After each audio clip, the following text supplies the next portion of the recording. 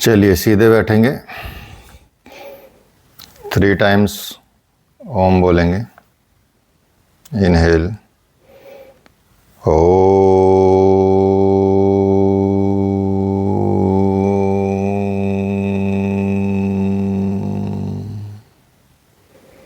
Inhale ओ,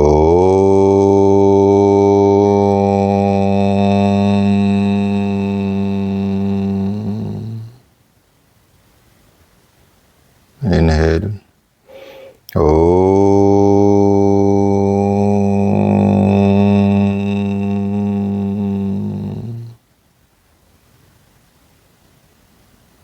relax, gently open your eyes. चलिए, अभी आपने समझा है ज्ञान योग। अब कर्म योग के बारे में बात करेंगे। ज्ञान योग को आशा है कि आप बहुत अच्छे से समझ गए होंगे, नहीं तो रिवाइज करेंगे। कोई प्रश्न होगा तो पूछेंगे और अपने आप का स्तर अप करते जाएंगे, अपने आप का लेवल अप करते जाएंगे। धीरे धीरे प्रगति करेंगे विचारों में, योग में, सिद्धांतों में। और कोई भी प्रश्न हो, कभी भी आपको लगे कि मैं इसको समझ नहीं पा रही हूँ, समझ नहीं पा रहा हूँ, तो आप उसको अवश्य पूछ सकते हैं।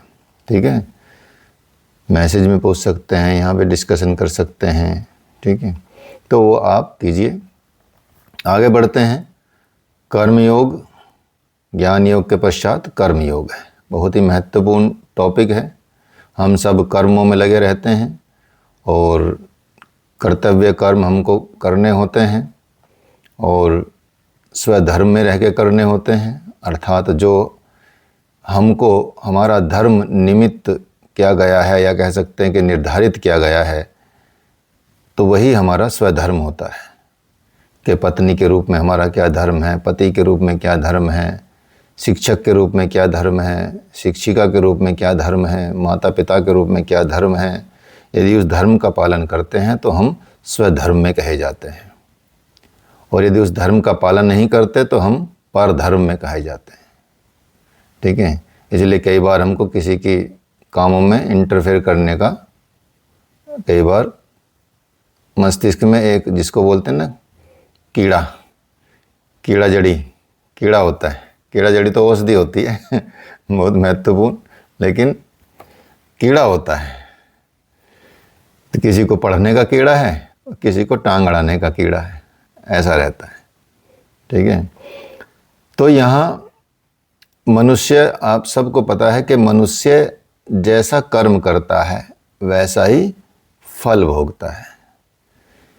गाना भी गाया बॉलीवुड तक ने, जैसा कर्म करेगा वैसा फल देगा भगवान, यह है गीता का ज्ञान, यह है गीता का ज्ञान।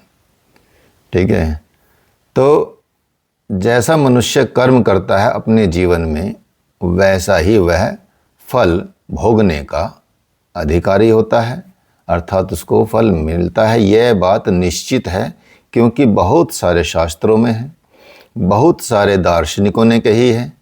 कोई भी बात का प्रचलन ऐसे नहीं हो जाता, उसके कई लोग उसको मतलब कसौटी पे परखते हैं, और तब धीरे धीरे वो जाके प्रमाण बनती हैं वो चीज़ें, और जो प्रमाण बन जाता है वो निश्चित हो जाता है। जैसे सुप्रीम कोर्ट में कोई भी निर्णय हुआ हो, सुप्रीम कोर्ट का निर्णय कानून बन जाता है, बाकी कोर्ट का निर्णय कानून नहीं बनता। अगर सुप्रीम कोर्ट में कोई भी डिसीजन हुआ, उस डिसीजन के आधार पे, मान लिया किसी एक ऐसे डिसीजन पे जिस पे हाई कोर्ट ने किसी को सज़ा दे दी हो, और उस डिसीजन पे सुप्रीम कोर्ट ने सेम बात पे किसी दूसरे केस में उस किसी को बरी कर दिया हो, तो अब वो केस दिखा के ये बता दिया जाएगा कि सुप्रीम कोर्ट में ऐसा हुआ, तो ये को भी, इनको भी बरी करना चाहिए, तो हाई कोर्ट को उसको बरी करना पड़ेगा। ऐसा कानून बन जाता है। पुनरावलोकन की बात की जाती है, लेकिन कानून बन जाता है, फिर वही कानून रहता है। तो वही उद्धरण दिए जाते हैं वकीलों के द्वारा। ऐसे ही हम जो भी अपने जीवन में कार्य करते हैं, जो भी हमको कर्म मिलता है, ये बात निश्चित हो जाती है, क्योंकि प्रमाण हैं जो बड़ों ने दिए हैं, जिनको आप सुप्रीम कोर्ट कह सकते हैं, सुप्रीम जज कह सकते हैं, चाहे वो बड़े महर्षि हों, ऋषि हों, बड़ी बड़ी पुस्तकें हों, सिद्धांत हों, वो सब ऐसा है। तो इसीलिए संसार में क्या होता है, वैषम्यता पाई जाती है, अर्थात कोई सुखी है और कोई दुखी है। अगर ये कर्मों का खेल नहीं होता तो सब एक से होते, ठीक है, सब सुखी हो सकते थे, सब दुखी हो सकते थे।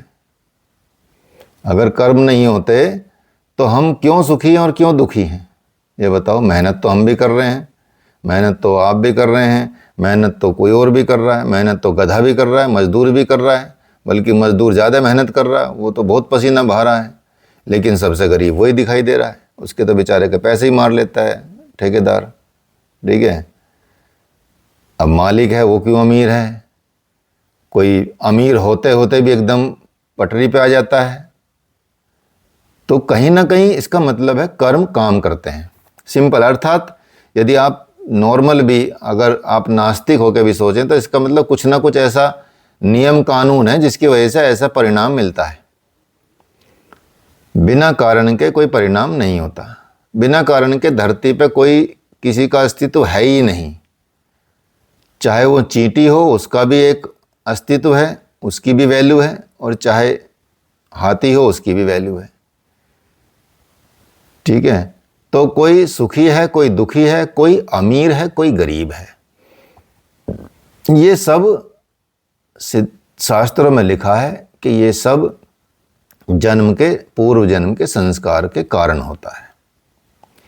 अब पूर्व जन्म का मतलब है कि हमने पिछले जन्म में कुछ किया होगा, तभी तो हमको ऐसा जन्म मिला, ऐसा जीवन मिला, ऐसे लोग मिले, ठीक है। इसीलिए इस जन्म में भी वो लोग कनेक्टेड होके आते हैं जिनके साथ आपने दुर्व्यवहार किया, तो इस जन्म में वो भी आपके साथ ऐसा ही दुर्व्यवहार करेंगे। फिर आप बोलोगे यार जीवन में मैंने तो कुछ किया नहीं ऐसा इसके साथ, ये क्यों मुझसे ऐसा बात कर रहा है, ठीक है। तो वो तो कहीं ना कहीं तो भोगना पड़ेगा। तो मनुष्य को अब यही समझ लीजिए, अब अगला जन्म यदि होगा हमारा, तो इस जन्म के संस्कार काम आएंगे, क्योंकि 3 तरह के कर्म होते हैं। एक होते हैं क्रियमान कर्म, एक होते हैं संचित कर्म, एक होते हैं प्रारब्ध कर्म, ठीक है। तो ऐसे 3 कर्मों के हिसाब से जो परिपक्व जो कर्म होते हैं, जो पक जाते हैं, उनको प्रारब्ध बोलते हैं, पका हुआ फल। उसके आधार पे फिर आपको अगला जन्म मिलता है। तो इसलिए मनुष्य को पहले जन्मों के संस्कारों के फल भोगने को मिलते हैं। और ये हम पहले जन्म की बात करते हैं, इस जन्म को भूल जाते हैं कि भाई अगला जन्म रहेगा तो ये वाला पहला जन्म हो जाएगा, पूर्व जन्म ये हो जाएगा। तो क्यों ना इस जन्म के संस्कारों को संभाल लिया जाए, इस जन्म के कर्मों को संभाल लिया जाए, उतना लेवल पे चले जाएं हम। तो मनुष्य को पहले जन्मों के कर्म संस्कार को भोगने पड़ते हैं, उसके पश्चात ही उसकी मोक्ष प्राप्ति संभव है। अर्थात जब तक उन संस्कारों का नाश नहीं करोगे, डिलीट नहीं करोगे, तब तक नया सिस्टम नहीं माना जाएगा। हार्डवेयर को, हार्ड डिस्क को जब तक क्लीन नहीं करोगे, तब तक किसी को खुशी नहीं होगी कि भाई वो यार इसी का सामान पड़ा है इसमें, तो मैं क्या करूँगा इसमें, ठीक है। तो इसलिए क्लीन करना पड़ेगा, पीछे का हिसाब किताब बराबर, ठीक है। तो दुकान पे मान लिया उधार का रखा आपने, तो अभी ताज़ा ताज़ा और उधार कर रहे, तो पहले दुकान बोलेगा भैया पहला तो हिसाब क्लियर कर दे, तभी तो अगला मिलेगा, ठीक है। जब हिसाब नहीं करेगा तो ऐसा व्यवहार होगा जैसा तुमने पहले किया है। तो इसलिए महर्षि पतंजलि ने भी लिखा है, सति मूले तद्विपाको जात्य भोगः। मतलब मनुष्य को क्लेशों के मूल, जो क्लेशों के आधार होते हैं, 5 क्लेश होते हैं, ठीक है।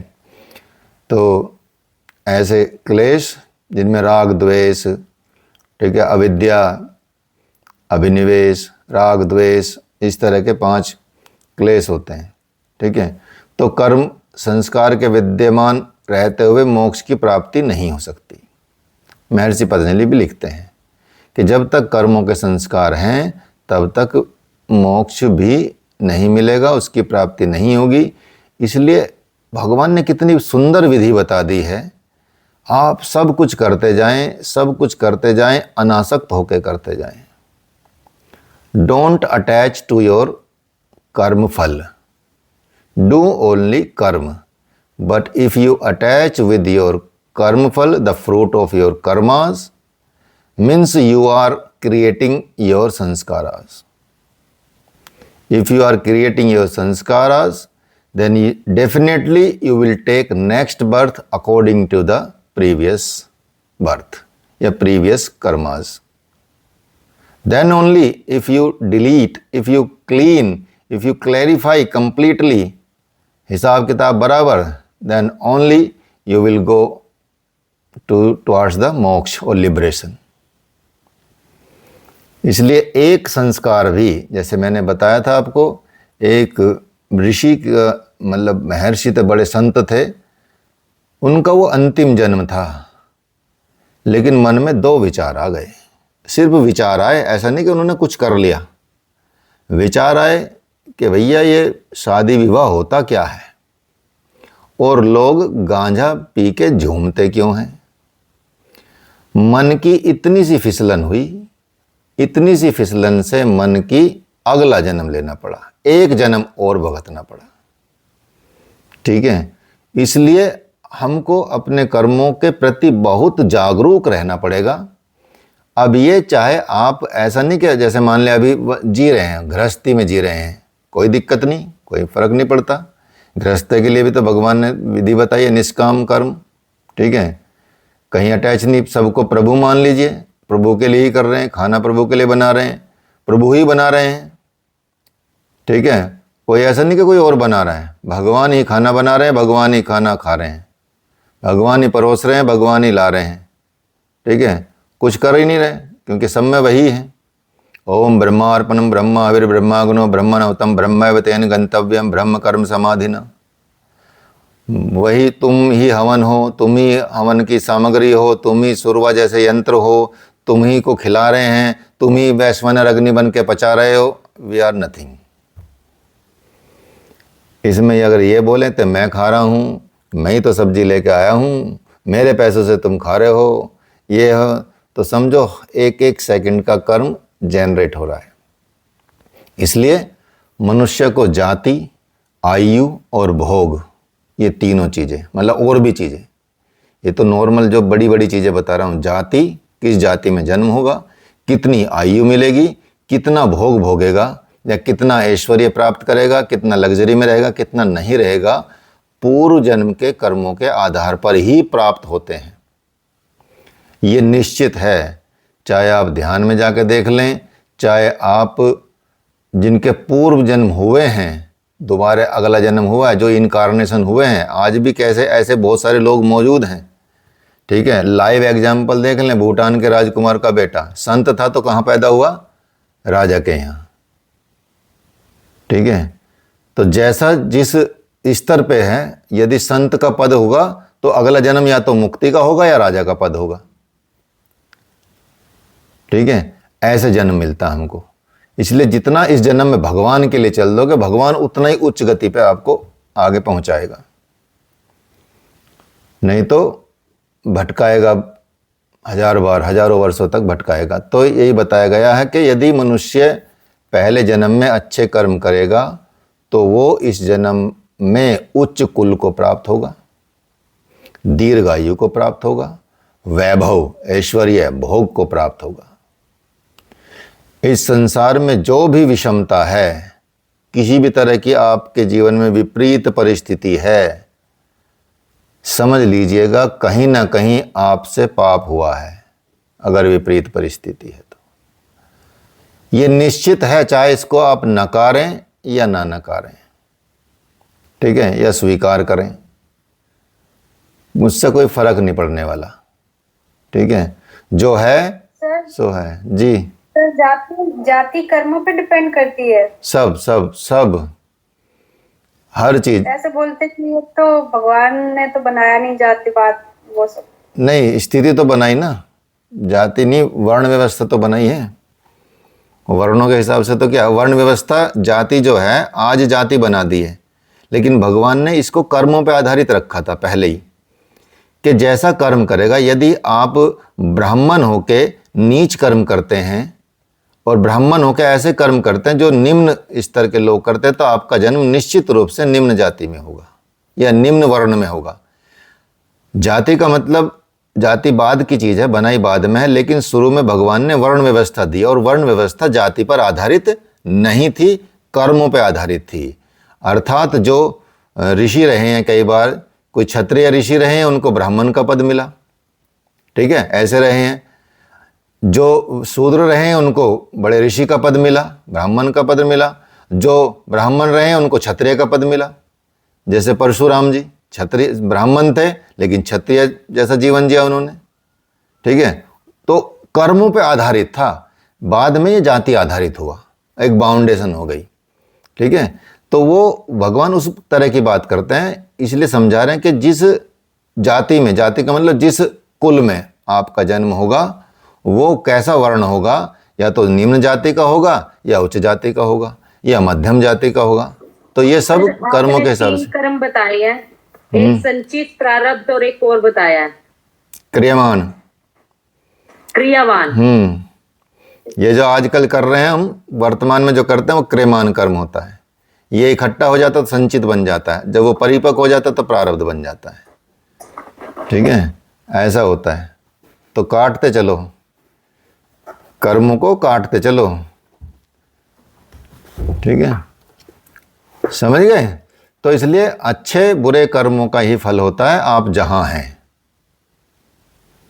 भगवान तो स्थिति देते हैं, लेकिन हम तो यहां जाति बताएंगे ना, क्योंकि अब जाति चल रही है। अगर इस टाइम जाति का शब्द नहीं होता आजकल, तो हम मान लिया प्राचीन काल में हम सपोज विश्वामित्र होते तो जाति की बात ही नहीं करते, हम वर्ण की बात करते, और आप भी जाति वाला क्वेश्चन नहीं पूछते।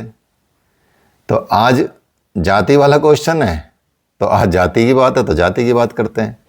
तो इसलिए उच्च कुल में पैदा होंगे आप, अच्छे कर्म करेंगे तो भोग विलास मिलेगा, अच्छा ऐश्वर्य मिलेगा, गाड़ी बंगला पहले से रेडी रहेगा, ठीक है, तो ऐसा रहेगा तो वैभव को प्राप्त करेंगे। और इस संसार में जो भी विषमता है, जो भी विपरीत परिस्थिति है आपके जीवन में, समझो अगर वो आ रही है तो समझो कि वो जल्दी से कटे, उसको भुगत लें। भगवान को बोलो कि भगवान ये जो लंबा टाइम का है ना, इसको थोड़ा भी टाइम में चाहे थोड़ा सा कष्ट बढ़ा दो, डोज बढ़ा दो, ठीक है, थोड़ी डोज बढ़ा दो, लेकिन जल्दी ख़त्म कर दो, ठीक है। तो भगवान बोलेगा ठीक है, तुझे एक चांटा मिलना था, 4 चांटे मारते हैं, ठीक है, तेरे 2 मिनट में कर्म खत्म, अगला भी तेरा मजे मजे। लेकिन उसको टालने की मत सोचो, उससे भी प्रसन्न हो, ठीक है, किसी भी परिस्थिति में उसको मत भूलो। तो कर्म संस्कार के कारण ही है जो विषमता है। कर्म संस्कार के अनुसार ही मनुष्य सुख और दुख आदि क्लेशों को भोगता है। सुख दुख मतलब राग द्वेष। पंच क्लेश बताते हैं महर्षि पतंजलि जब पढ़ाएंगे आपको पतंजलि के बारे में तो बताएंगे, अविद्या, अस्मिता, राग द्वेष, अभिनिवेश, ये 5 क्लेश जीवन में रहते हैं जो बड़ी मुश्किल से जाता है। और इन सब का मूल है अविद्या, अज्ञानता। अज्ञानता की वजह से हमारे अंदर, हमारे जीवन में सब चीज़ें आती हैं। तो प्रश्न उठता है कि कर्म क्या है, कर्म किसे कहते हैं। तो डिफाइन तो जैसे किया गया संस्कृत में भी कि ये क्रय धातु से बना है, क्रय धातु से, और कै धातु में मन प्रत्यय लगने से कर्म शब्द की उत्पत्ति होती है, इस तरह से बताया जाता है। लेकिन इतना गहराई में हम संस्कृत का तो एक्सप्लेनेशन करना नहीं है, लेकिन जो कर्म का शाब्दिक अर्थ निकलता है वो क्रिया निकलता है, कुछ हलचल, कुछ बदलाव आना, कुछ प्रारब्ध, कुछ भाग्य आदि सब मान लिया जाता है। तो इसका मतलब होता है कि जिस कर्म में कर्ता की क्रिया का फल निहित है वही कर्म कहा जाता है। अंडरस्टूड है। कर्म में कर्ता, मान ले मैं कर रहा हूँ, कोई क्रिया कर रहा हूँ, लेकिन उसमें मेरा फल निहित, अर्थात I want result, I want money, instead मतलब in return of my job, in return of my karma, मुझे उसका फल चाहिए। मैं ऐसी क्यों करूं? मैं क्यों फालतू में किसी का रोटी बनाऊं? मैं क्यों फालतू में किसी को पानी पिलाऊं? ठीक है, मैं क्यों फालतू में किसी का भला करूं? मुझे उसका भी तो बदले में चाहिए ना, कुछ भगवान देंगे। अगर मैं भला कर रहा हूं तो कुछ तो भगवान दें वापस।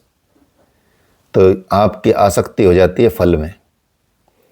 तो जब हम कर्म में कर्ता की क्रिया का फल इंक्लूड होता है उसमें, उस कर्म में कि इसमें फल इंक्लूड है, अर्थात निष्काम नहीं है, निष्काम कर्म नहीं है, सकाम काम कर्म है, सकामता के साथ कर्म कर रहे हैं। ठीक है, मान लिया यज्ञ कर रहे हैं पुत्र प्राप्ति के लिए, तो वो सकामता का काम हो गया। ठीक है, और यज्ञ कर रहे हैं सिर्फ भगवान प्राप्ति के लिए, तो वो निष्काम कर्म हो गया। सिंपल सी बात है। ठीक है, आपके काम सारे, क्रियाएं सारी आपको कामना के साथ करते हैं, इसलिए वो कर्म बन जाता है। तो उसी को कर्म कहते हैं। कर्म का मतलब होता है कार्य या अनुष्ठान। तो संसार में हर व्यक्ति कर्म करता है। संसार में कोई भी व्यक्ति ऐसा नहीं है जो कार्य न करे। भगवान ने तो बोल ही दिया कि भगवान बताते हैं कि एक क्षण भी मनुष्य कर्म के बिना नहीं रह सकता। वो मन से भी कर्म ही कर रहा है, अर्थात उसकी भी वो कर्म का, आप देखिए कितना डिफरेंस है कानून में और अध्यात्म में, कानून में और आपके कर्मों में। कानून क्या होता है? आपने सोचा कि यार चलो इसकी हत्या कर देता हूँ, ठीक है, अब आपने घर में सोच रहे बैठ के, तो ना तो आपको पुलिस पकड़ने आएगी, ना आप पे कोई केस कर सकता, ना आप पे कुछ वो कर सकता, लेकिन आपने, क्योंकि आपने उस कर्म को फलीभूत नहीं किया, मतलब उसका वो नहीं किया, उसको मूर्त रूप में नहीं लेके आए, तो कानून तब तक सजा नहीं देगा जब तक आप हत्या नहीं करते, जब तक आप किसी का नुकसान नहीं करते जो कानून के अनुसार इलीगल है, जब तक ऐसी कोई एक्टिविटी को परिणाम में मतलब परिवर्तित नहीं कर देते, मतलब उसको घटना को अंजाम नहीं देते, तब तक आपको कोई सजा नहीं मिलेगी। कुछ नहीं हो सकता आपका, बस सोच के बैठते रहे आप कि मैं तो पूरी दुनिया को ख़त्म करता हूँ अभी लो 1 मिनट में, ठीक है, पूरा कोई सजा नहीं है। ठीक है, कितना भी बुरा सोच लें आप किसी के बारे में, लेकिन भगवान के यहाँ हर विचार की सजा है। भगवान के यहाँ वो भी सजा है जो सोचने की है। कानून कर्म करने पे सजा देता है, भगवान कर्म सोचने पे सजा देता है। बिकॉज यू आर डूइंग कर्म अकॉर्डिंग टू द गॉड। आप कर्म वो कर रहे हैं, समझो, सिर्फ फिजिकली तो नहीं आया, माइंड में आ गया तो मतलब समझो हो गया। भगवान ने बोले तो हो गया, जब मौका मिलेगा तो कर भी डालेगा। ठीक है, तेरे अंदर ऐसी वृत्ति आई तो इसका मतलब कर भी डालेगा, इसलिए तुझे अभी से तेरा रिजल्ट लिख देता हूँ मैं, इसकी सज़ा मिलेगी तो मिलेगी। इसलिए हमेशा अच्छा सोचें। मत्सर बोलते हैं, जैसे एक कई कर, आपको आज 10 कर्म बताऊंगा जो आयुर्वेद में बताए गए हैं। जैसे हम कुछ कर्म करते हैं शरीर से, कुछ कर्म करते हैं वाणी से, और कुछ कर्म करते हैं मन से। शरीर से किए जाने वाले कर्म, वाणी से किए जाने वाले कर्म, और मन से किए जाने वाले कर्म, ऐसे लगभग 10 कर्मों को निषेध किया है आयुर्वेद में भी और उसमें भी, मतलब अध्यात्म में भी और बाकी ग्रंथों में। पहली के किसी के द्वारा नहीं दी गई हुई चीज़ को आप ले लें, किसी भी परिस्थिति, कैसी भी चीज़ हो, छोटी हो या बड़ी हो, ठीक है, आपको किसी ने नहीं दिया और आपने ले लिया, अर्थात मूंगफली की दुकान पे गए, मूंगफली उठा के खा ली, उसने दिया नहीं आपको, वो भी चोरी मानी जाएगी। ठीक है, या तो उसके पैसे एक्स्ट्रा दे के आओ कि भाई देख मैंने 5 रुपए की मूंगफली ली थी लेकिन 1 रुपए की मैं खा गया हूँ, आप 1 रुपया भी ले लो। अगर वो बोले कि नहीं भैया नहीं कोई बात नहीं, आप खा लो कोई दिक्कत नहीं है, आप 1 रुपया रहने दो, तो वहाँ वो कर्म धुल गया आपका। लेकिन यदि उसने सोच लिया कि यार आया था 5 रुपए की मूंगफली लेना और 1 रुपए खा गया, तो समझो वो आपसे पाप कर्म हो गया। ठीक है, इसलिए पूछ के खा लो कि भाई 1-2 खा लूं उठा के, मन है वो फिर भी नहीं करेगा, लेकिन आपका पाप नहीं बढ़ेगा। सिंपल सी बात, ये सबसे छोटा उदाहरण बता रहा हूं मैं आपको जीवन का। तो सबसे पहले कि नहीं दी हुई चीज को आप ले ना लें, उसे अदत्ता नाम उपादान कहते हैं उसमें, संस्कृत में या उस शास्त्रों में। तो संस्कृत में जाने की बजाय सिंपल समझेंगे हम कि चोरी ना करना, अर्थात नहीं दी हुई चीज को नहीं लेना है। ठीक है, गलत तरीके से धन का अर्जन करना, उपार्जन करना। यदि आप गलत तरीके से धन का उपार्जन करते हैं, जैसे आजकल रिश्वत लेते हैं, ये लेते हैं, किसी का वैसा पैसा ले लेते हैं, उधार लिया तो मार लिया, ठीक है, दिया नहीं, दिया तो तड़पा के दिया, ठीक है, फ़ोन नंबर चेंज कर लिया, बाद में ढूंढ ढांड के बेचारा आता है। ठीक है, तो ऐसा जितनी परेशानी हुई उसको उस धन से, और यदि वापस भी कर दिया तो समझो वो आपको ने कर्म कर लिया। दूसरा, बिना वजह हिंसा करना, बिना बात के हिंसा करना। कोई आपको कुछ परेशान नहीं कर रहा फिर भी आपने हिंसा कर दी। हाँ, अगर कोई उतना ही आपको परेशान कर रहा तो अगर चांटा मारा तो दूसरा मारो, 2 मारो, कोई दिक्कत नहीं है, उसमें कोई दिक्कत नहीं है। तो बिना वजह आप कह सकते हैं कि हिंसा करना और बिना बात के लड़ाई झगड़ा करना, कोई मतलब नहीं इस तरह का काम करना, ये भी आपका शरीर से होने वाला कर्म है। दूसरा, इधर उधर जाना, शादीशुदा इंसानों का कोई इधर जा रहा कोई उधर जा रहा, इस तरह की चीज़ों में लिप्त होना, गलत में, चाहे व्यवहार से हो, चाहे फिजिकली हो, चाहे विचार से भी हो, मन से भी हो, क्योंकि जैसे कि बताया आपको आगे आने वाले में, लेकिन तो हम फिजिकली बात कर रहे हैं, अभी शरीर से किए जाने वाले कर्मों की बात करते हैं, ये पाप कर्म हो गया। ठीक है, तो ये सारे 4 हो गए हमारे शरीर के द्वारा होने वाले कर्म हो गए। अब वाणी से हम कर्म करते हैं। कठोर वाणी बोलना, किसी के प्रति कठोरता से पेश आना जहाँ ज़रूरत नहीं है। छात्र को कठोरता से बोलना वो पुण्य कर्म है, क्योंकि उससे उसका भला होना है। ठीक है, और बिना बात के किसी को भी, नौकर को बिना बात के गुस्सा करना, उस पर कठोर वचन बोलना, गाली देना, ये सारा चीज़ें बिना बात के लोग गाली देते हैं अपना अकड़ दिखाने के लिए, अपना वो दिखाने के लिए। ठीक है, बिना बात के कठोर वचन बोलते हैं, डांटते फटकारते हैं। कठोर वचन में बहुत सारी चीज़ें आ जाती हैं। ठीक है, वो हो जाएगा एक पाप आपका वाणी से किया जाने वाला। फिर झूठ बोलना, बिना बात के झूठ बोलना, ठीक है, जिससे किसी समाज का हित नहीं हो रहा हो, किसी प्राणी की जान नहीं बच रही हो, किसी को ऐसे सिद्धांतों में यदि किसी का लाभ नहीं हो रहा, समाज का लाभ नहीं या बड़ा लाभ नहीं हो रहा, तो उसमें भी यदि आप झूठ बोलते हैं बिना बात के और अपने हित के लिए बोलते हैं, तो समझो वह भी पाप कर्म है। और गॉसिप करना, इधर उधर की बात करना, चुगली करना बैठ के घंटों तक, ठीक है, समय की हत्या माना जाता है उसको। समय की हत्या इक्वल टू ब्रह्म हत्या। आप यदि फिजूल की बात करते हैं, बेवजह की बात करते हैं, जिसका कोई मतलब ही नहीं है, बस घंटों घंटों लगे रहते हैं कई बार फ़ोन पे, और घंटों घंटों अगर मिल भी गए तो घंटों घंटों लग जाते हैं, चौराहे पे मिल गए तो वहीं खड़े हैं, और बस एक दूसरे की इस तरह की इधर उधर की बात करना, वो भी आपके वाणी के द्वारा किया जाने वाला कर्म के। यही कर्म तो लेडीज से सबसे ज्यादा होते हैं। नहीं, सबके ही होते हैं। लेडीज के बेचारों के पता चल जाते हैं, उनके पता नहीं चलते, क्योंकि नहीं इकट्ठी खड़ी होगी कॉलोनी की तो हो ही जाती है बात। होते हैं, लेकिन पुरुषों के भी होते हैं, ऐसा नहीं है। बस वो क्योंकि पुरुष एक दूसरे को बताते नहीं हैं अपनी बातें, महिलाएं पूछ देती हैं प्रचार ज़्यादा का, जिनका ज़्यादा प्रचार उनका ज़्यादा नाम, तो इसलिए आप लोगों का नाम ज़्यादा है। ठीक है, प्रचार लेकिन करते सब सभी हैं मैक्सिमम। हमने तो ऐसे भी पुरुष भी देखे, हमसे खुद करते थे, हम तो भगाते थे उनको। बल्कि हमारे यहाँ इंस्टीट्यूट में, मुखर्जी नगर में आते थे, सारे इंस्टीट्यूट थे सब, सारे, क्योंकि टीचरों को हम रखते थे बुला के, भाई ये टीचर, ये आपको ये पढ़ाना, आपको ये पढ़ाना, ये ठीक है। तो वो आते थे, सर उस इंस्टीट्यूट में ऐसा हो रहा है, इसमें ऐसा हो रहा है, उसका मालिक ये कर रहा।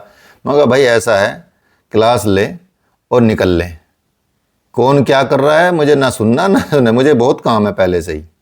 ठीक है, तो इसलिए फालतू की बकवास कर, अपनी बात करता हो, यहाँ की बात करता हो तो कर। ठीक है, बेफजूल की बात आई डोंट लाइक, कि ठीक है सर ठीक है, समझ गया समझ गया। तो वो मेरे पास ही बैठना बंद कर देते थे, पूछते थे कि सर बैठे क्या ऑफिस में, अगर बैठा हूँ तो फिर बाद में आता हूँ, क्योंकि उसके पास नहीं जाएगा जिसको जो सुनता भी नहीं हो, निंदा चुगली जो सुनता नहीं हो, फिर कोई उसके पास करेगा भी नहीं। तो इसलिए अपने आप को मजबूत करना पड़ेगा। ठीक है, फिर आप बिना अर्थ के बोलना, ऊट पटांग ऐसे ही। ठीक है, जिसका कोई मतलब नहीं है। ठीक है, बस थोड़ी देर के लिए खुश हो जाना उससे, ये है। तो ये हो गया आपके वाणी के कर्म जो आप मुंह से करते हैं। ठीक है, इसके बाद होता है कि दूसरे के धन पर नज़र रखना। यदि कोई अच्छा कमा रहा है, अच्छा खा रहा है, पड़ोस में है, रिश्तेदार में है या कोई भी है, तो बस उसके धन पे यार काली नज़र रखना, या उस पर दोगना कि यार इतना कमा लेता है, ये करता है, इस तरह के साथ। दूसरा, किसी का मन से अनिष्ट सोचना। तीसरा चीज हो गई, मन से अनिष्ट सोचना, मतलब बुरा सोचना किसी का, कि ये ऐसा क्यों नहीं हो जाता, इसका ये क्यों नहीं हो जाता, ये क्यों नहीं हो जाता। मतलब अनिष्टता का तो मतलब हम नाम भी क्यों लें गलत बातों का। ठीक है, इसलिए इसको अनिष्ट करना भी कह सकते हैं। और लास्ट है 10वां, झूठा अहंकार करना। ठीक है, बिना बात के झूठा अहंकार, धन का अहंकार, शरीर का अहंकार, जायदाद का अहंकार, जमीन का अहंकार, यहाँ तक कि ज्ञान का भी अहंकार होता है। यहाँ तक कि आप अच्छा जीवन जीने लगें तो उसका भी अहंकार है कि भाई मैं तो भगवान की प्रार्थना रोज करता हूँ और तुम तो एकदम निकृष्ट प्राणी हो, तुमसे तो भगवान का नाम भी नहीं लिया जाता। वो भी अहंकार ही है। ऐसा नहीं कि अहंकार सिर्फ धन दौलत का ही होता है, अहंकार ज्ञान का भी होता है, अहंकार अपने सात्विकता का भी होता है, क्योंकि अहंकार बहुत सूक्ष्म है, प्रकृति के तत्वों में तो बहुत लास्ट तक बना रहता है। इसलिए ये 10 पाप कर्मों को करने से आपको दुर्गति मिलती है, अर्थात सही स्थिति नहीं रहती जीवन में। इसलिए इस 10 पाप कर्मों को हटाने के लिए गंगा दशहरा नाम का एक फेस्टिवल होता है। गंगा दशहरा, इसका मतलब ये नहीं कि आप 10 पहले करते रहे और फिर नहा लो आके। ठीक है, कि बस ये तो जब बता ही दिया कि भाई पहले 1 साल कर लेते हैं पूरा, फिर नहा लेंगे, फिर अगले साल से नए शुरू हो जाएंगे। ठीक है, इस दृष्टि से नहीं, क्योंकि वो 11वां पाप कर्म हो जाएगा जो कभी ख़त्म नहीं होगा। ठीक है, इसलिए गंगा दशहरा में आएँ, हवन यज्ञ वगैरह कराएं, कुछ संतों को, कुछ भिखारियों को, कुछ सबको खाना पीना खिलाएं, उनको दक्षिणा दें साथ में, और एकदम प्रसन्न मुद्रा में माँ गंगा के सामने ये प्रतिज्ञा करें कि आज से हमको इतनी शक्ति दे कि हमको ऐसे पाप कर्म में ना धकेलें, और आगे से हम बहुत ध्यान रखेंगे कि नहीं करेंगे बस, और आप हमारी हेल्प करें तो गंगा माँ सुनेंगी बढ़िया से, उसका परिणाम अच्छा होता है। ठीक है, तो ये होते हैं कर्म, ऐसे कर्म हमको नहीं करने चाहिए। ठीक है, तो क्लियर बता विद्या, बाकी तो इसमें आप ऐड करते जाओ आजकल के कर्म भी। ठीक है, डिजिटल कर्म, ठीक है, ऑनलाइन कर्म, AI कर्म, ठीक है, वो भी सब वाहियात कर्मों में आ जाएंगे। तो आज के हिसाब से जोड़ते चले जाइए, ये तो प्राचीन काल के हैं लेकिन सटीक बैठते हैं आज की सिचुएशन में भी, कोई दिक्कत नहीं है। ठीक है, तो इसलिए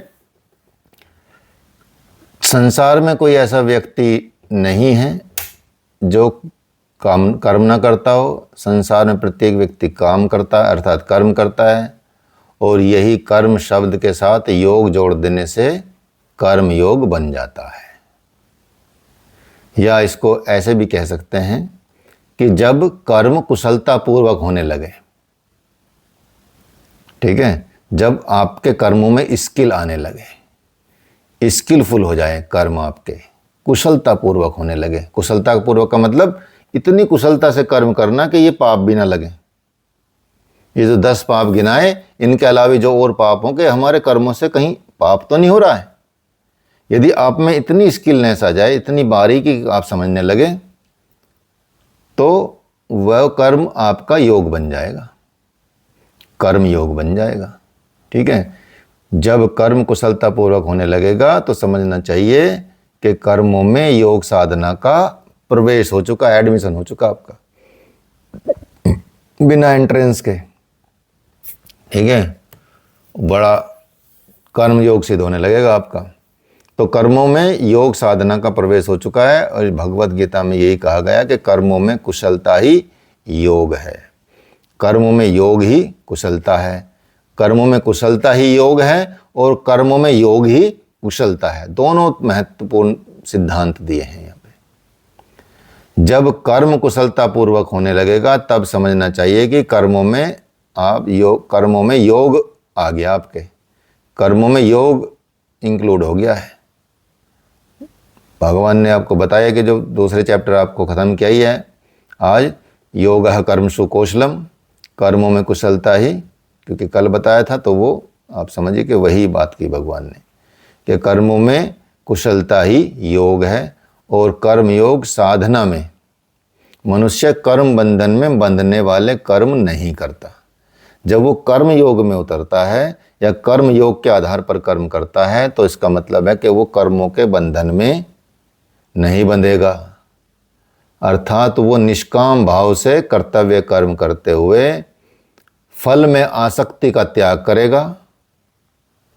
इसलिए इस तरह से वो कर्म जो होगा उसका मुक्तिदायक हो जाएगा, मुक्ति को प्रदान करेगा। समझ लीजिएगा, तो गीता का जो मेन विषय है भगवत गीता का, वो निष्काम कर्म योग ही है। नहीं तो भगवान उसको कर्मों में नहीं लगाते अर्जुन को, उसको तो वैसे ही ज्ञान दे के छोड़ देते कि चल भाई ज्ञान ले तो साधु संत बन जा, छोड़। लेकिन कर्म कराए भगवान ने उनसे, क्योंकि बिना कर्म के रह नहीं सकता।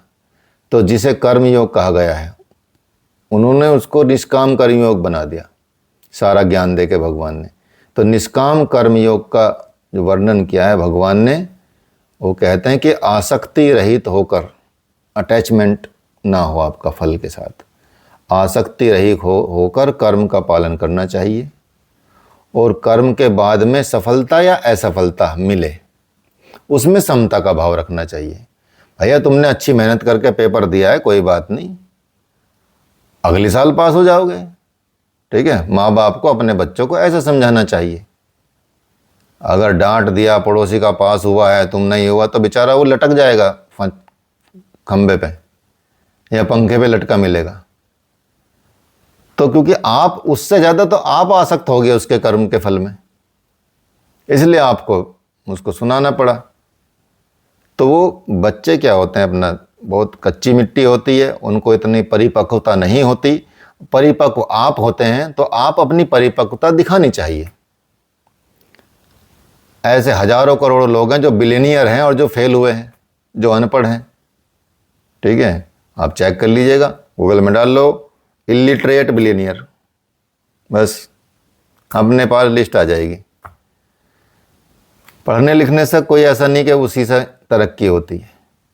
ठीक है, लेकिन अच्छे इंसान बनने से तरक्की होती है, अच्छे कर्म करने से तरक्की होती है। ठीक है, इसलिए सफलता या सफलता मिले, भगवान बोलते हैं उसमें समता का भाव रखना चाहिए। कितना बढ़िया संदेश देके गए भगवान भगवत गीता में। आज भी हर पेरेंट्स को सीखना चाहिए, नहीं सीखना चाहिए बताओ? ठीक है, कितना जरूरी है आज के डिप्रेशन वाले समाज में। तो क्या नहीं दिया भगवत गीता में भगवान ने? Everything that you want it is in Bhagavad Gita. Everything means everything, nothing is left. चाहे आप ऊपर जाएं, मतलब हजारों वर्षों बाद जाएं, चाहे हजारों वर्ष पीछे जाएं, in every time, past present and future, everything included in Bhagavad Gita. क्योंकि भगवान के वचन है ना, ब्रह्म विद्या है। ब्रह्म विद्या का मतलब होता है हर समय पे सटीक बैठेगी, करोड़ों साल तक भी। There is no need to change anything. हमको किसने बनाया? ईश्वर ने, भगवान ने बनाया। ठीक है, क्या कभी हमको ऐसा फील हुआ कि आंख पीछे होनी चाहिए थी, बहुत हो गया? ठीक है, ये कान थोड़ा सा इधर नहीं होना चाहिए था, थोड़ा पीछे दिखता नहीं है। तो कितना सुंदर बना है कि यहाँ टॉप्स पहने, करोड़ों के टॉप्स पहनने लगे कानों में। कितनी बढ़िया चीज़ बनाई है भगवान ने कि बिना बात भी गिफ्ट मिल जाते हैं। मामा जी ले आते हैं, किसी के पति ले आते हैं करवा चौथ पे, ठीक है, किसी के माँ बाप दे देते हैं। ठीक है, आज पुरुष भी पहनते हैं और महिला भी पहनती हैं। कभी ऐसा फील हुआ कि ये हार्डवेयर में ये वाला सिस्टम नहीं होना चाहिए था? कितने परफेक्ट सिस्टम बनाया कि हर चीज में, मतलब there is no need to change. और internal software, there is no need to update. कुछ भी यंत्र बनाते हैं, कुछ ना कुछ चेंज कर देते हैं। 2 साल चलेगा, 4 साल चलेगा, नया फ़ोन आ जाएगा। ठीक है, हार्डवेयर भी चेंज हो जाएगा, कभी कैमरा चेंज हो जाएगा, कभी बटन इधर कर देंगे, कभी बटन उधर कर देंगे। सेटिस्फैक्शन नहीं होता बंदों को कि भाई एक ऐसा ही रहने दो, क्यों परेशान हो रहे हो। और हम लोग पागल हो जाते हैं कि अच्छा नया फ़ोन आ गया है, आईफोन ये निकल गया है, ठीक है, उसमें अपना किडनी तक बेचने को तैयार होते हैं। तो फालतू की चीज़ है, काम वही होना, कोई फीचर तुम यूज नहीं कर सकते इतने ज़्यादा। ठीक है, जीवन में पूरे फीचर जीवन भर नहीं यूज होते, चाहे कितने फ़ोन बदल लें आप। ठीक है, लेकिन उसमें बदलाव चलता रहता है।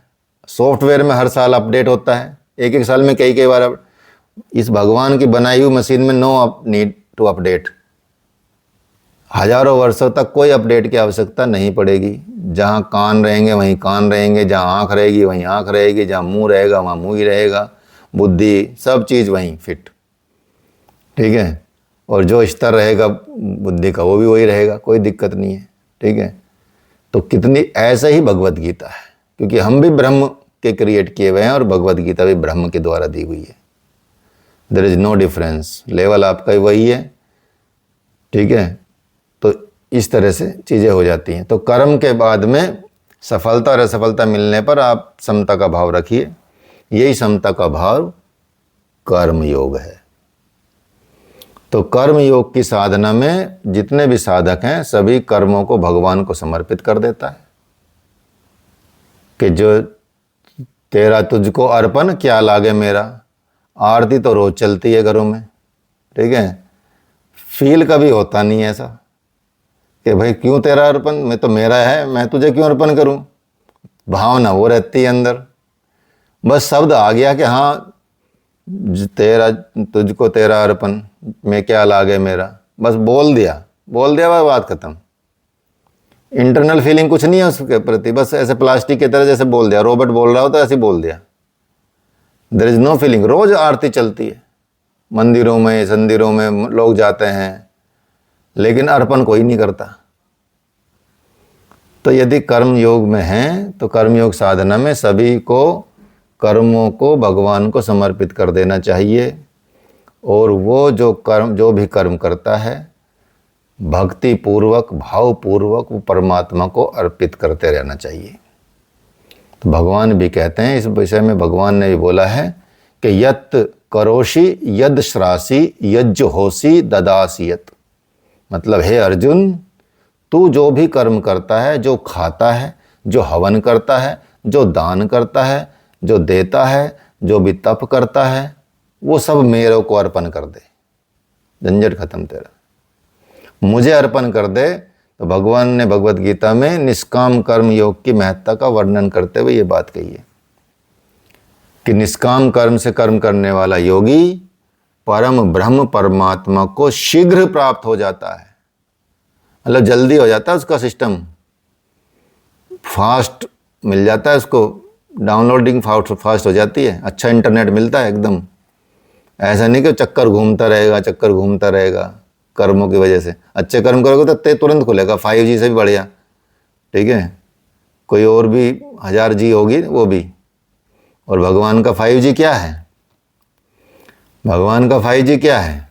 गाय माता 1, गुरु जी गुरुदेव 2, गंगा माता 3, ठीक है, गायत्री माता 4 और गीता जी 5। This is the 5G of God. इनसे जितनी फास्ट आपकी स्पीड होगी, कोई स्पीड हो नहीं सकती। किताबों में नहीं है, ये हमने क्रिएट किया है, इसलिए किताब में मत ढूंढना। ठीक है, तो इसलिए ये 5G अपना लो, जीवन में आपका कल्याण ही कल्याण है, बस समझ लेना बात को। ठीक है, हमारे गुरुदेव बोलते हैं कि भगवान, मतलब गुरुदेव बोलते हैं, किसी को समझा रहे थे, किसी ने पूछ लिया, हम लोनावाला में थे महाराष्ट्र में, वहाँ फार्म हाउस है अपना। ठीक है, तो वहाँ पे गुरुदेव जाते हैं महीने के लिए, 2 महीने के लिए, अपना लेखन कार्य करने के लिए, ग्रंथ और ये शास्त्र लिखने के लिए। तो उसमें किसी ने पूछ लिया, गुरुदेव आप क्यों इतना गाय गाय करते रहते हो, इतना गाय के पीछे क्यों पड़े रहते हो, कि गाय की सेवा करो, गाय की सेवा करो, गाय की सेवा करो, कि और भी तो बहुत सारी चीज़ें हैं दुनिया में। तो गुरुदेव ने बताया कि गाय और देवता, कि अगर देवता आ जाएं यहाँ, जितने भी देवी देवता हैं, वो आके गुरुदेव को महाराज बोलते हैं।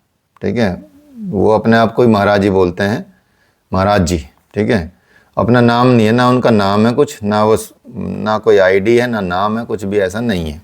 ठीक है, लेकिन वो शरीर भाव अलग है और वो खुद अलग है। तो उनको बोलते हैं कि अगर कोई देवी देवता कोई भी आ जाए यहाँ पे, जितने भी देवी देवता आ जाएंगे, देवी देवता महाराज को प्रणाम करेंगे, सारे देवता। महाराज उनको प्रणाम नहीं करेगा। हाँ, लेकिन यदि गाय आ जाए तो महाराज गाय को प्रणाम करेगा। तो अब सोच लो गाय कितना महत्वपूर्ण हो सकती है। गाय को प्रणाम मतलब सारे देवी देवताओं को प्रणाम अपने आप ही हो जाता है, अलग से आने की जरूरत नहीं है। इसलिए ये 5G अपनाओ और जीवन सुखी हो जाए। ठीक है, अब कर्म योग का उद्देश्य क्या है? कर्म योग का उद्देश्य तो लगभग एक ही है, सबको पता ही है, मुक्ति प्राप्त करना। इसमें ज़्यादा चक्करों में पड़ना ही नहीं है। फिर भी थोड़ा टाइम तो लगाना पड़ेगा, शब्द आया है तो। ठीक है, बताना पड़ेगा। जैसे डॉक्टर के गए, समझ में तो उसको आ गया एक बार में ही, वो 2 मिनट में दवाई देके भेज सकता है, लेकिन अपना स्टेथोस्कोप निकालेगा, नर्स को बुलाएगा, थोड़ा ऐसा लगेगा मरीज को, यार बहुत टाइम दिया है डॉक्टर ने, कम से कम जेन्युइन फीस ले रहा है। अगर 2 मिनट में चुटकी में भेज दिया और ले लिए 1500 रुपये, कि यार किसने क्या लिया, कुछ भी नहीं चेक किया, जबकि उसको देख के शकल देख के पता चल गया था आपके कि भाई आपको ये बीमारी है। फिर भी वो आइडिया लगाता है, आपसे रिपोर्ट कराता है, 15 सारे टेस्ट लिख देगा। ठीक है, अल्ट्रासाउंड लिख देगा, एक्सरे भी लिख देगा। जब तक आपको नहीं लगेगा ना कि हाँ 50-60 हज़ार का खर्चा करवाया है, तब तक लगेगा कि फीस बेकार नहीं ली, अब फीस जेन्युइन ली है डॉक्टर ने। तो ऐसे ही थोड़ा सा हमको भी करना पड़ता है। जब शब्द आ गया तो समझाना पड़ेगा। वैसे तो एक ही मतलब है, मुक्ति लेना। ठीक है, लेकिन हमारा उद्देश्य कुछ और होता है, उनका उद्देश्य कुछ और होता है। ठीक है, तो कर्म योग का उद्देश्य श्रेष्ठ कर्मों को करते हुए आपको सर्वोच्च अवस्था की प्राप्ति करनी है। सर्वोच्च का मतलब होता है टॉप लेवल, माउंट एवरेस्ट। यदि धरती पे सबसे ऊंचा स्थान है तो कौन सा है? माउंट एवरेस्ट है। तो उच्च सर्वोच्चता को प्राप्त करना है। ठीक है, श्रेष्ठ कर्म जो होता है वो प्रखर स्वास्थ्य प्राप्त करने के लिए, शारीरिक और मानसिक क्रियाओं का अभ्यास और साथ में उसके आग्रह करने के लिए वही अभ्यास कर्मयोग की साधना कहलाता है। तो कर्मयोग की साधना एक ऐसा रास्ता है, एक ऐसा मार्ग है जिससे मनुष्य का जो लौकिक और पारलौकिक, यहाँ का और वहाँ का, दोनों लेवल पे तरक्की होती है।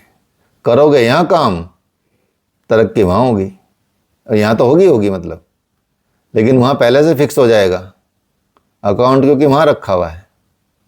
ठीक है, अर्थात फोटो यहाँ खींचोगे आप और सेव आई क्लाउड पे होगा। ठीक है, वीडियो यहाँ बना रहे आपने, जैसा वीडियो बनाया, भद्दा बनाओगे तो भद्दा ही सेव होगा, और अच्छा बनाओगे तो अच्छा सेव होगा। यहाँ भी अच्छा लगेगा और वहाँ भी अच्छा लगेगा। ठीक है, तो अच्छे से सज धज के मेकअप वेकअप करके अच्छे से फोटो वीडियो बनाओ। ठीक है, तो वही सेव होगा iCloud पे भी और यहाँ भी। तो अच्छे से कर्म करोगे, यहाँ तो होगा ही होगा, वहाँ भी अच्छे से सेव होगा। अर्थात मनुष्य का जो लौकिक और पारलौकिक दोनों पक्षों का उत्थान संभव हो जाता है कर्मयोग की साधना से। तो कर्मयोग की साधना अपने कर्तव्य कर्म को करते हुए और फल की इच्छा का त्याग कर कर मुक्ति प्राप्त करना इसका उद्देश्य है।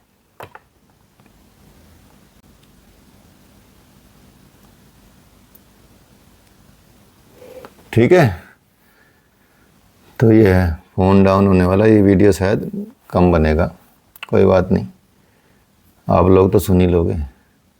ठीक है, तो ये होता है। तो ये मुक्ति प्राप्त जो प्राप्ति होती है साधक को कर्मों की कुशलता पूर्वक करने से होती है।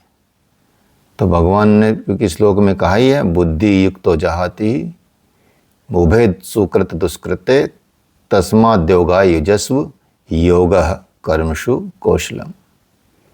मतलब बुद्धि से युक्त जो मनुष्य अच्छे और बुरे दोनों प्रकार के कर्मों में आसक्ति का त्याग कर देता है, ऐसे ही कर्म कुशल कर्म कहलाते हैं। और यही कर्मों में कुशलता यहाँ योग है। ठीक है, बंधन का कारण नहीं बनती, मुक्ति का कारण बनती है। आपके अंदर मलिनता को हटाती है, गंदगी को हटाती है, चित्त को शुद्ध करती है। ठीक है, और योग में करती है आपके जीवन को, आपके पूरे कर्मों को योग में कर देती है। उसी से ये मुक्ति संबंध है। तो यहाँ कर्म के भेद बताए जाते हैं कि अभी तक आपने कर्मों के बारे में तो समझ ही लिया कि भाई हाँ ये कर्म है, ये है कर्मों कुशलता, निष्काम कर्म हो जाना, ये समझना। ठीक है, ईश्वर को अपने सारे कर्मों को अर्पण कर देना, परम गति को प्राप्ति होती है उससे, ये कर लेना। तो यहाँ पर आप देखेंगे गीता में भी दो तरह के और कर्मों की बात की गई है, मतलब और भी कर्मों की बात की गई, लेकिन दो मेन कर्म बताते हैं। एक होते हैं विहित कर्म, एक होता है निषिद्ध कर्म। विहित कर्म मतलब सुकृत कर्म और निषिद्ध कर्म मतलब दुष्कृत कर्म, जिनका निषेध किया जाता है। तो कर्म दो तरह के हो गए। एक हो गया विहित कर्म। विहित कर्म में आते हैं चार तरह के कर्म।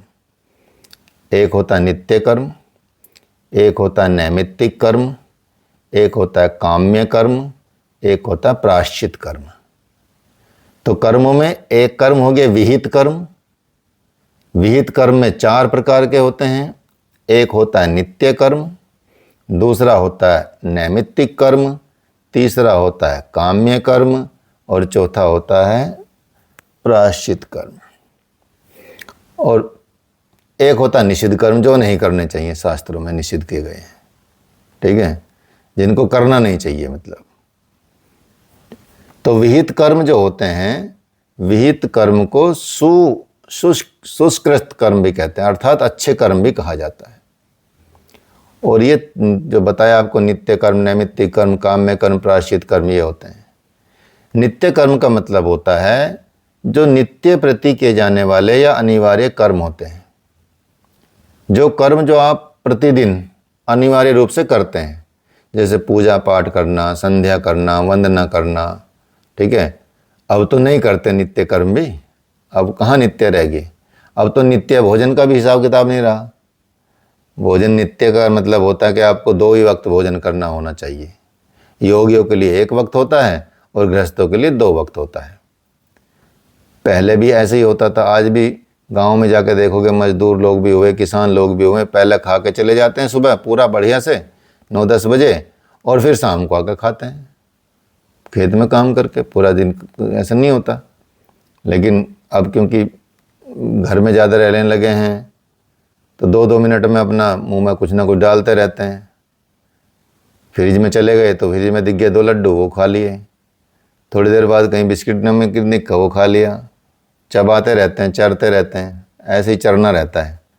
बेचारा पेट भी क्या बोलेगा, बोलेगा यार अभी तो इसको थोड़ा लिक्विड दिया, ये डाइजेस्टिव फ्लूइड, ये अभी इसने एक बिस्कुट और डाल दिया, उसको नहीं पता चलता कि बिस्किट डल रहा है या पूरा खाना डल रहा है, वो उतना ही डिलीज करेगा। वहीं से आपकी एसिडिटी बनेगी, वहीं से आपका पेट खराब होगा, वहीं से आपको डायबिटीज़ होगी, क्योंकि वो तो बार बार उतना जितनी कैपेसिटी है सारा ऑर्गन लग जाते हैं। जैसे ही माल आया, खाना आया तो सब काम पे लग जाते हैं, चलो भाई चलो सब काम पे लगो। अब आप पूरा खाना खा रहे हैं एक बार में, तब भी सब काम पे लग रहे हैं, और आपने एक बिस्किट खाया तब भी सब काम पे लगेंगे। तो बार बार आप सबको काम पे लगाते रहते हैं, रेस्ट देते नहीं हैं, तो वो भी नित्य कर्म नहीं रहे आपके। अगर वो खान पीन है तो वो भी नित्य कर्म में आ जाएगा। तो प्रतिदिन आप जो भी साधारण भाषा में कहें तो प्रतिदिन जो कर्म करते हैं आप, रात्रि से निद्रा तक, मतलब सुबह से जागने से लेकर सोने तक, वो नित्य कर्म कहे जाते हैं। ठीक है। एक होते हैं नैमित्तिक कर्म, ऐसे संस्कार या कर्म जो किसी निमित्त किए जाते हैं, किसी कारणवश किए जाते हैं, किसी निमित्त किए जाते हैं। जैसे नैमित्तिक कर्म उनको बोलते हैं। जैसे किसी त्योहार या पर्व पर या किसी फेस्टिवल पर विधि पूर्वक अनुष्ठान करना, पुत्र पैदा हो जाए या संतान पैदा हो जाए तो उसका जात कर्म संस्कार करना, उपनयन संस्कार करना, किसी की मृत्यु हो जाए तो दाह संस्कार करना, श्राद्ध कर्म तर्पण आदि करना, ये सब किसी निमित्त किए जाते हैं, किसी के निमित्त किए जाते हैं। ठीक है। तो मतलब कि हाँ ये करना ही है भाई, ऐसा नहीं कि उसमें कुछ कामना रहती है। मान लिया आप अभी जैसे आएंगे, अभी कनागत बोलते हैं उनको, श्राद्ध बोलते हैं, तो सब अपने पूर्वजों के लिए उनके लिए करते हैं। ऐसे नहीं कि उनके आप कुछ कामना करने के लिए कर रहे हैं, लेकिन ये नैमित्त है, इसके निमित्त करना ही पड़ेगा आपको। ठीक है। तो वो नैमित्तिक कर्म कहे जाते हैं। तीसरे होते हैं काम्य कर्म, जो कामना की पूर्ति के लिए किए जाते हैं। कामना की पूर्ति के लिए जो भी अनुष्ठान किया जाएगा वो काम्य कर्म कहलाते हैं। ऐसे कर्म अपनी इच्छा की वस्तु प्राप्त करने के लिए किए जाते हैं। जैसे पुत्र प्राप्ति के लिए पुत्रेष्ठि यज्ञ, धन वैभव स्वर्ग प्राप्ति के लिए यज्ञ, दान और यज्ञ किए जाते हैं। साथ ही प्राकृतिक आपदा के लिए, अतिवृष्टि के लिए रोकने के लिए, अकाल ना पड़े उसके लिए, वर्षा के लिए यज्ञ, हवन, दान आदि कर्म किए जाते हैं। तो कितना गहरी चीज छिपी है। धन और वैभव चाहिए, स्वर्ग की प्राप्ति चाहिए, उसके लिए दान और यज्ञ करना पड़ेगा, थोड़ा थोड़ा तब भी करना पड़ेगा, तो उसी से मिल जाएगा, ज़्यादा इधर भागने की जरूरत नहीं है। ठीक है। फिर होते हैं प्रायश्चित कर्म, अर्थात अज्ञानतावश जो भी कर्म कर लिया आपने, या जानबूझकर कोई भी अनैतिक काम किया या पाप किया, उसकी प्रायश्चित करने के लिए आप कर्म करें, तो वो प्रायश्चित कर्म कहलाते हैं। ठीक है। तो इस जन्म में जो किए गलत काम, उसका प्रायश्चित कर लेना चाहिए इसी जन्म में, तो वो साधारण प्रायश्चित कर्म बन जाते हैं और जन्म जन्मांतरों के पापों को भी छीन कर लेते हैं। इसके लिए तप वगैरह, अनुष्ठान वगैरह, यज्ञ या मंत्र के जाप वगैरह, इस तरह के प्रायश्चित कर्म किए जाते हैं। इसलिए प्रायश्चित कर्म कर लेने से आपके पापों का मतलब दहन हो जाता है। जैसे लंका दहन होती है, ऐसी पापों के पाप दहन हो जाते हैं यदि आप थोड़ा तप कर लें। भगवान के लिए सुबह सुबह उठ जाएं, भगवान के लिए संध्या में बैठ जाएं, भगवान के लिए जो भी करना चाहें वो करें, यज्ञ भी कर लें कभी कभी, महीने में एक बार अमावस्या पे, नहीं तो अग्निहोत्र यज्ञ विधि सीख लें, रोज़ सुबह शाम कर लें। ऐसा चीज़ें भी करेंगे तो प्रायश्चित, या किसी कर्म का यदि आपको लगे यार ये मुझसे गलती हो गई, मैं इसका प्रायश्चित करूँ, मान लें किसी, तो उसमें गोदान कर दें, तो गोदान से बहुत सारे आपके पाप कर्म मिट जाते हैं। यदि आप हर साल एक गोदान कर दें तो समझो आपके कई कई जन्मों के बहुत जल्दी कर्म कटेंगे, बहुत ही जल्दी कटेंगे, जहाँ व्यवस्था सही होती हो किसी जगह पे, तो ऐसी जगह पे ये कर्म किए जाते हैं। ठीक है। तो आज के लिए ये वाले विहित कर्म ही ठीक हैं, और निषिद्ध कर्म, निषिद्ध कर्म का मतलब यही है कि जो शास्त्रों में निषेध कर दिए गए हैं उनको निषिद्ध कर्म कहा जाता है। तो कर्म शास्त्रों के अनुकूल नहीं है, वो निषिद्ध कर्म कहे जाएंगे। अर्थात हमको शास्त्रों का ज्ञान होगा तभी तो पता चलेगा ये नहीं करना है। अब शास्त्र पढ़ेंगे नहीं तो फिर कुछ भी करेंगे, फिर तर्क देते फिरेंगे यूट्यूब फेसबुक से देख के, भाई हाँ उसने तो बोला था ये कर लेना चाहिए। कि ऋषियों ने मुनियों ने कहा कि, या कई दार्शनिकों ने कहा, तुम मुझे अच्छी माएँ दो, मैं तुम्हें अच्छा राष्ट्र दूंगा। अच्छी माँ ही अच्छा राष्ट्र का निर्माण कर सकती हैं, क्योंकि उनसे उत्पन्न होने वाली संतानें बहुत उन्नति कर सकती हैं यदि वो माएँ ऐसी हो जाएं। लेकिन आजकल कोई ऐसा होता है, रबड़ ब्रेड बनाए पैक करके